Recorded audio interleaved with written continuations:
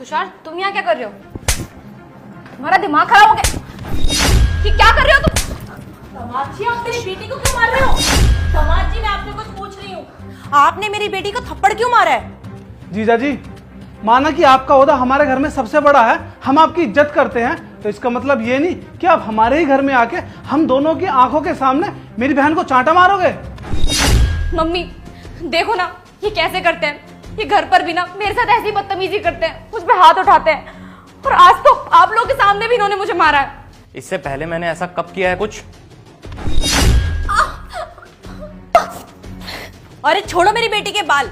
जब तुम हमारे सामने इसका ये हाल कर रहे हो तो अकेले में तो पता नहीं तुम मेरी बेटी का क्या हाल करते होगे। शर्म लिहाज है या नहीं है दामाद जी आपको? अब समझ में आया कि मेरी बेटी घर आके क्यों बैठी हुई है। अरे आपके हाथ ही इतने चलते तभी तो मेरी बेटी घर आके बैठी हुई है। अगर आप मेरी बेटी को प्यार से रखते ना तो मेरी बेटी यहाँ ना आती अपने मायके में रहने के लिए। तुम सही कह रही हो मम्मी, जीजा जी की ही गलती है सारी, तभी हमारी बहन 2 महीने से घर में बैठी है। ऐसे ही होते हैं आदमी मम्मी। शादी के थोड़े टाइम बाद ही ना ये मुझ पे हाथ उठाने लगे और मुझ पे गुस्सा करने लगे। चुप कर, अपना मुंह ना बंद कर मेरे सामने, वरना एक और मारूंगा। और मम्मी जी, आप तो जानते हो ना कि हमारी शादी को 5 साल पूरे हो चुके हैं, और मैंने तब से लेकर आज तक हनी पे हाथ तक नहीं उठाया, और इसको कुछ बोला तक नहीं है, ऊंची आवाज में बात तक नहीं की। मम्मी जी, जो आज मैंने हनी के साथ किया है ना, यही सेम चीज ये मेरी माँ के साथ करके आई है। सोचा तो मैंने भी था, अरे ईगो तो मेरे अंदर भी थी। मैंने ये ठान लिया था कि इसको यहां से कभी वापस लेने नहीं आऊंगा मैं, लेकिन क्या करता, इसको सबक जो सिखाना था, तो बस इसलिए मैंने आप लोगों के सामने ये सब कुछ किया, ताकि इसकी असलियत आप लोगों के सामने आ सके। अरे क्या गलती थी मेरी माँ की, इसको कभी अपनी बहू नहीं समझा, हमेशा अपनी बेटी की तरह माना, इसको इतना प्यार दिया, लेकिन इसने मेरी माँ के साथ बहुत गलत किया है। हाँ तो इसमें गलत क्या किया मैंने? मुझे पार्टी में जाना था और वो मुझे रोक रही थी। अरे वो होती कौन है मुझे रोकने वाली? और वैसे भी उनको क्या नहीं मिलता, खाना पीना सब कुछ तो टाइम पे मिलता है, और उसके बावजूद भी मुझे रोक रही थी। तेरी इतनी हिम्मत कि तूने अपनी सास के साथ इस तरीके का व्यवहार किया? क्या मैंने तुझे यही संस्कार दिए हैं? तुझे शर्म नहीं आई ये सब करते हुए? अरे बेशरम, अपनी इज्जत का ना सोचती, कम से कम अपने भाई और माँ की इज्जत का तो ख्याल रखती। हाँ, मैंने नहीं सोचा था कि तो ससुराल में जाने के बाद अपनी सास ससुर के साथ और अपने पति के साथ इस तरीके की हरकतें करेगी। शर्म आ रही है मुझे अपनी बेटी कहते हुए तुझे? लायक कहीं की। मम्मी, आप मेरी साइड नहीं ले रही हो, आप इनकी साइड ले रही हो। इन्होंने मुझे चाटा मारा है। क्या गलती थी मेरी माँ की? हमेशा तुम्हें अपनी बेटी की तरह माना। अरे जैसे वो अपनी बेटी को टोकती थी ना किसी गलत चीज के लिए, वैसे ही वो तुम्हें रोक टोक करती थी। अरे अपनी बेटी मानती थी इसलिए करती थी ये। अगर वो तुमसे प्यार ना करती ना, तो वो तुम्हारे ऊपर ना कोई बाउंडेशन नहीं लगाती, कभी तुम्हारे बारे में सोचती तक नहीं, तुम्हें जो करना होता तुम वो करती। लेकिन नहीं, मेरी माँ ने ना तुम्हें बहुत प्यार दिया है, अपनी बेटी की तरह रखा है, लेकिन तुमने, मुझे तो शर्म आ रही है तुम्हें अपनी बीवी बोलते हुए भी, तुमने मेरी माँ के ऊपर हाथ उठाया है। अरे शर्म आनी चाहिए तुम्हें। अगर तुम्हारी माँ के साथ मैं ये सब करता तो कैसा लगता तुम्हें?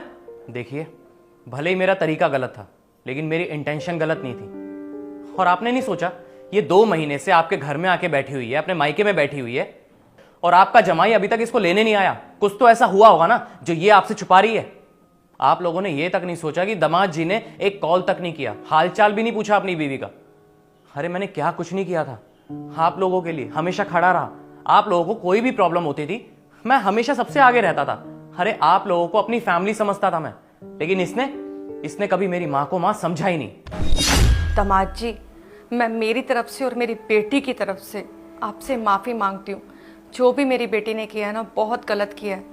वैसे तो ये माफी के लायक नहीं है, पर फिर भी आप माफ कर देना मुझे भी और इस निकम्मी को भी।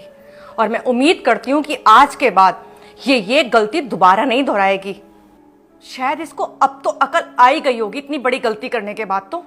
जीजा जी प्लीज आप मुझे भी माफ कर दीजिए। मुझे तो लगा था कि सारी गलती आप ही की है, इसीलिए मेरी बहन 2 महीने से घर में बैठी है, लेकिन जब आज आपने सच्चाई बताई तो मुझे पता चला आखिर गलती तो इसी की है। प्लीज आप मुझे माफ कर दीजिए। ठीक कह रही हो मम्मी आप। अगर हम अपनी औलाद की गलतियों को नजरअंदाज करना स्टार्ट कर दें तो रिश्ते खराब हो ही जाते हैं। कभी ना कभी तो आगे जाके उनकी परवरिश, उनके संस्कार सामने आ ही जाते हैं, जैसे कि इसके आए। और तुम 2 महीने से इस घर में पड़ी हुई हो, तुमने ये नहीं सोचा कि कभी ना कभी तो अपने पति की जरूरत तुम्हें पड़ेगी ना। और आप लोग हो सके तो मुझे माफ कर देना। मेरी बिल्कुल भी इंटेंशन नहीं थी आप लोगों को हर्ट करने की। बट मेरे पास और कोई रास्ता नहीं था इसको सबक सिखाने के लिए। तो हो सके तो आप लोग भी मुझे माफ़ कर देना। और हाँ, अगर आप लोगों को ये लगे कि ये माफ़ी मांगने के लायक है तो इसे भेज देना आप, या मुझे कॉल कर देना, मैं लेने आ जाऊँगा। आप रखिए इसे अपने पास। तुषार प्लीज़ मुझे माफ़ कर दो, मुझसे बहुत बड़ी गलती हो गई। पता नहीं मुझे उस दिन क्या हो गया था, मैं पार्टी में जाने के लिए इतनी पागल हो गई थी कि मुझे कुछ समझ नहीं आ रहा था और मैंने तुम्हारी मम्मी पे हाथ उठा दिया। मुझसे बहुत बड़ी गलती हुई है, मुझे माफ़ कर दो। मैं प्रॉमिस करती हूँ आज के बाद कभी भी ऐसा कुछ नहीं करूँगी। I am really sorry. दामाद जी, ये आज के आज ही आपके साथ जाएगी, क्योंकि अब मैं इसको इस घर के अंदर 1 सेकंड के लिए भी रुकने नहीं दूंगी। अपना सामान पैक कर हनी, और दामाद जी के साथ यहां से जा अपने ससुराल। तेरा असली घर वही है, ये नहीं। आई बात समझ में? और एक बात और मेरी कान खोल के सुन ले, आज के बाद मैं तेरी ये गलतियां दोबारा ना सुन लूं। और कभी भी तू इस घर के अंदर आए ना तो ये सोच कर आना कि मैं अपने मायके जा रही हूं सिर्फ 1-2 दिन के लिए। ये 2-2 महीने के लिए आने की जरूरत नहीं है, समझ में आया ना? अपने माँ बाप की इज्जत छोड़ के अपने सास ससुर की इज्जत करना सीख। आई बात समझ में? मैं आज के बाद तेरी कोई भी गलती बर्दाश्त नहीं करूंगी। जैसे तू अपने माँ बाप की इज्जत करती है ना, वैसे ही अपने सास ससुर की इज्जत करियो। जा तू फटाफट सामान पैक कर अपना जाके जा। दामाद जी आप बैठिए, मैं चाय बनवाती हूँ। आइए जीजा जी, आप बैठिए, आपके लिए चाय मैं बना के लेके आता हूँ।